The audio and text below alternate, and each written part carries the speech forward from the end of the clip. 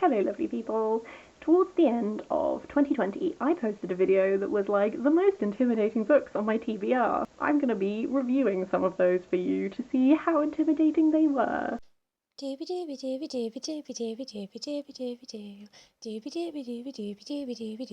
Sophie Vlogs.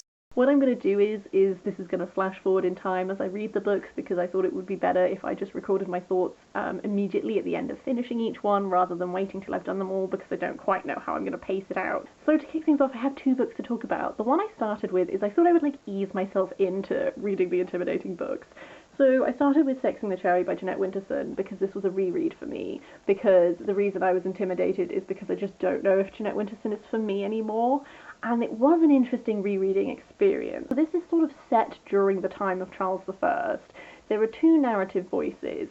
One is this woman called Dog Woman, who is like this giant of a woman who has loads of dogs and that sort of thing. And then the other is her son Jordan, who goes off sailing, and his plotline is sort of a loose retelling of the 12 Dancing Princesses at points. I definitely enjoyed Jordan's storylines much more than Dog Woman's. Just something about the language and her tone, I found it really hard to settle in. I don't know if that's because she's ever so slightly, not like stream of consciousness, but she has, I really don't know how to describe it. It's just the tone and the style just really did not work. Her plotline has, I guess because she's staying in one place really, and she's sort of like, I don't know, it just really didn't work for me and I really didn't actually like it. Whereas Jordan's plotline is involving he's trying to find this woman that he's seen, that he's fallen in love with. There's a bit of gender play going on between how he's dressing and presenting. And there's a lot more of a fairy tale element, especially when he meets the 12 Dancing Princesses and they each tell him their story, stuff like that. It was a lot more of the classic Jeanette Winterson that I remembered why I liked all of that. It didn't hit me the same way, I will say. So all of these writings about love and that sort of thing, as I was reading them, it was almost like I was reading it through a window, and I could see what I had liked about it when I read it when I was younger and what I connected to, and the portions that I felt were beautifully expressed. But just reading it now, I didn't have that same reaction. So I ended up giving this a 3 out of 5 stars, which was a downgrade because originally this was a 5 out of 5 stars when I first read it. And it's sort of one of those where I get why I liked it when I read it at that point. I was worried that I would feel really emotional about not feeling the same way, but I kind of feel okay with it because you grow, you change, your reading tastes change, and that's all absolutely fine, and things that hit you to your core at certain points just don't hit you that way always, and that's totally normal and valid and real. So I am still going to reread The Passion as well, because I feel like I'm potentially more likely to still really like The Passion, and I think that is just because I really struggled with that one perspective in this book, which is half the book. So I'm glad I did it. I think it was a good way to kick it off because it sort of eased me into this process. The next one I read is the Orkneyinga Saga, The History of the Earls of Orkney. This translation is by Herman Paulson and Paul Edwards. This was written around AD 1200. It's just a Norse saga about the history of the Earls of Orkney. It sort of starts in this much more mythologized history, and then it gets a little bit more into a slightly more reliable historical source, if not totally reliable, because it's not. This was interesting, and I think this translation was good because the reason I was intimidated by this one is because I've read sagas in the past where sometimes the translation can just be a trickier read, or a read that requires a lot more effort and concentration, whereas actually I found this very readable. I did whiz through it. I will say it's not my favourite saga, because I've read sagas previously, for example, the Volsunga Saga has a narrative, and you're following a handful of figures, and Sigurd slays a dragon, there's the love story aspect, that sort of thing. There's a narrative arc, if you will. This is just sort of a history. So there's just a lot of repetition after a certain point, because that's sort of just what was happening. So it's 3 different people rule Orkney. One of them dies. They have a squabble over how they should divide the rest of the land. Oh, some people burn some other people alive in a building. That happens a lot. Apparently the preferred way to bump off your enemies. Burn them all alive in a building.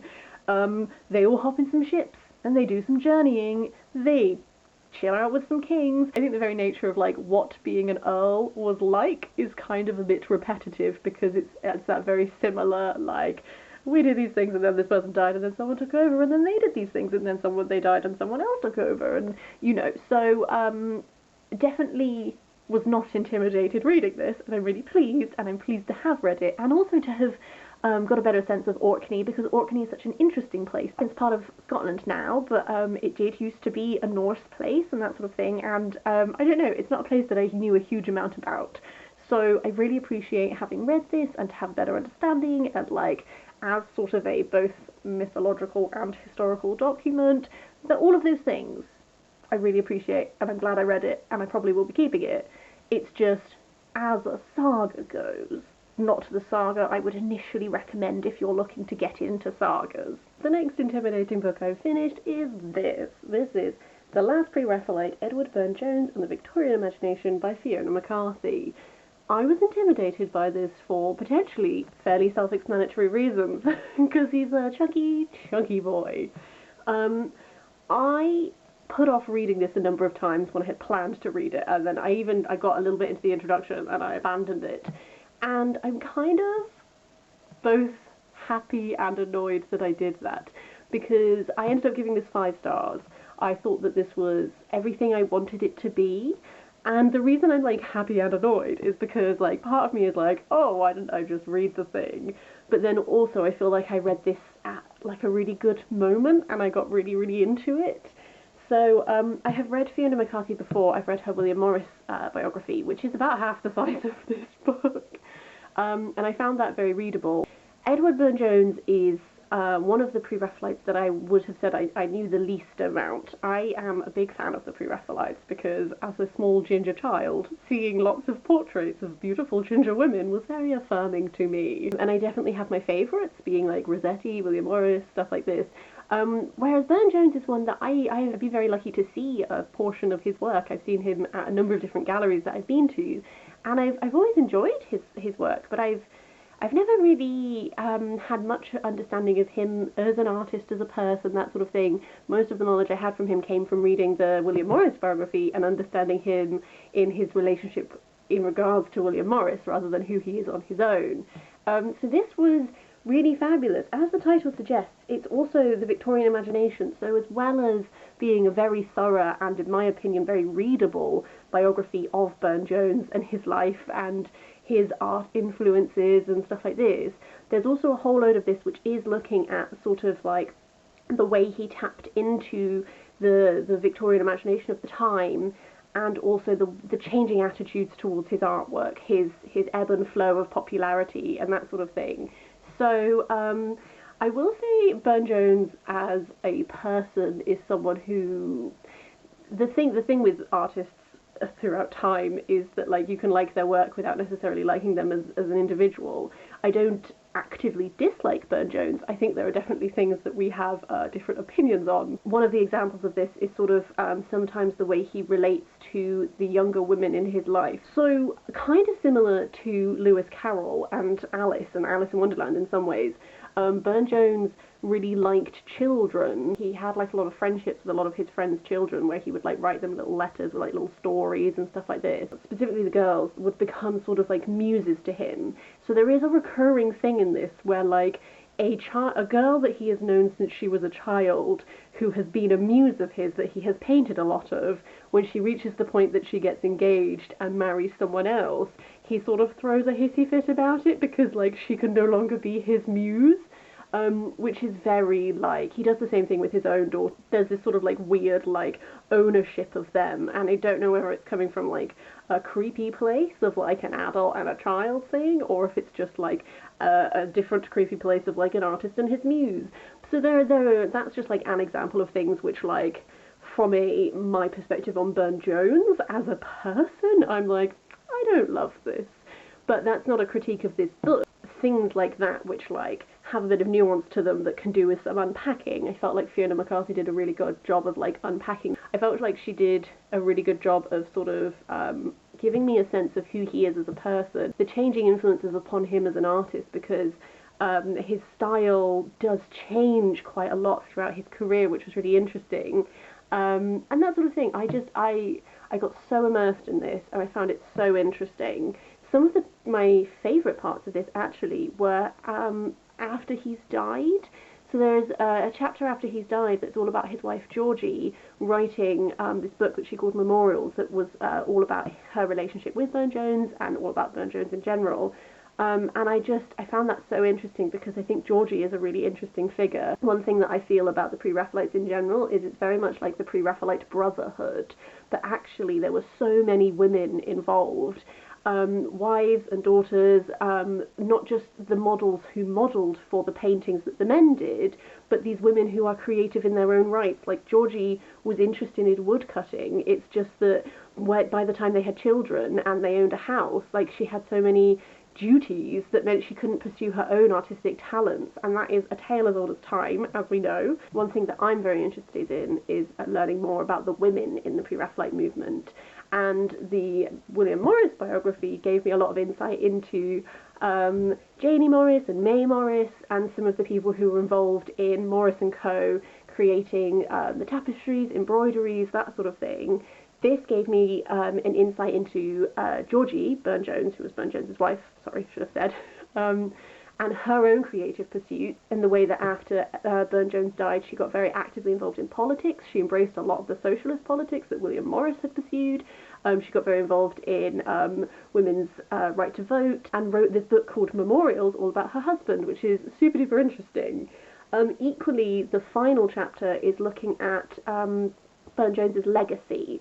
And I found that so interesting because he died before the First World War happened. The First World War and the impact it had upon society at the time sort of led to a resurgence of interest into Burne Jones's paintings because of the types of topics that he was painting and exploring. And then it also just traces like, okay, who are other like famous people who were really passionate about his artwork, who helped bring it back into a cultural awareness, like just like these. One thread that runs throughout this is not just the biography of the man, but a look at the changing attitudes towards his artwork from society as a whole. And I just found that really interesting, the understanding of someone who nowadays we consider a very big name in the Pre-Raphaelite circle and is like very much, you know, his paintings sell for a lot of money, that sort of thing. The times that is not always so. How do you ebb? How do you get back to being so popular? That sort of thing. All of this is to say that I thought that this was a really well done biography. I shouldn't have been intimidated by it just because it's big. I'm also weirdly glad that I read this in lockdown because I think because it is so big, because I'm not going anywhere or doing anything, I was really able to just like potter around my flat with this big chunky book and read it as much as I wanted to. You know, there is a practical concern when it comes to reading chunky books. Like, I used to do a lot of reading on public transport commuting, and I think that would have been detrimental to the reading experience of this book. Whereas because I was just able to sit and immerse myself, I had a really great time, and I've come away with a lot better nuanced understanding of this person and this artist and this moment in time. So I really loved it. I would definitely be interested in reading more Fiona MacCarthy. I'm also really interested in reading Jan Marsh is an author that I know has done books that are focusing on Pre-Raphaelite sisterhood and the women involved in the movement. So that's definitely somewhere I would like to like go off next with my reading. But this is one where I'm like, shouldn't have been intimidated. 5 out of 5 stars. Gave me everything I wanted. The final intimidating book I'm going to talk about in this video is Ooronoko and Other Writings by Aphra Behn. I chose this for my intimidating books because I was intimidated by the form of it. Aphra Behn is a 16th century writer, and I DNF'd this. So this is the first one that I think I was intimidated by for like a correct reason. So Ooronoko is, I think it's referred to sometimes as like one of the first like novels. Like it set like the ground for what novels would become type thing, if I'm remembering that correctly. It tells the story of Ooronoko, the story of a noble slave who loves a princess. I started reading it And to be honest with you, it's just not a style that I really want to read. The sentences are very long. This is like framed as if it's like a true story that was told to her by Ooronoko himself, and she's writing it down. And there's just this really long sentence right at the beginning where she's talking about how, like, oh, so many things happened in Oronoko's life, and obviously she's not going to talk about all of them because it would just go on and on and on. But she says it in this sentence that I tried to read aloud, and I could not do it in one breath. And it's, you know, like 16th century writing style as well. I have read The Rover by Aphra, which I did enjoy. I'm going to talk about it in a book chat quite soon, actually, because I did a reread of it fairly recently. I think it's just the case that maybe I prefer her plays. I don't know, I had some mixed feelings about her play in general, but I think essentially what the essential struggle is here is that I like the idea of Aphra because I think she was probably very cool, because it's like, here's this woman in the 16th century who's not just a writer and a playwright, but she's also a spy, and I think she sounds like super cool and interesting, a trailblazer, all of those things. It's just, when I actually sat down to read this, I was just not taking it in, because the sentences were so long and just the style, it just wasn't for me. So this is one that I was intimidated by for a real reason, and have just decided not to read. I'm going to draw the video to a close here, because the goal I set myself this year was to read 4 of my most intimidating books, and I have now done it. It is still very early on in the year, so what I might do is I might try and read the other books that I chose. So the other books are The Passion by Jeanette Winterson, Perdita, which is the life of Mary Robinson, Ida, which is all about Ida B. Wells, and A Thousand Splendid Suns by Carla Tosini, which is a reread. So those are the 4 books. So potentially towards the latter part of this year, there will be another video like this where I talk about those 4 books and how I got on with them and whether my predictions were correct.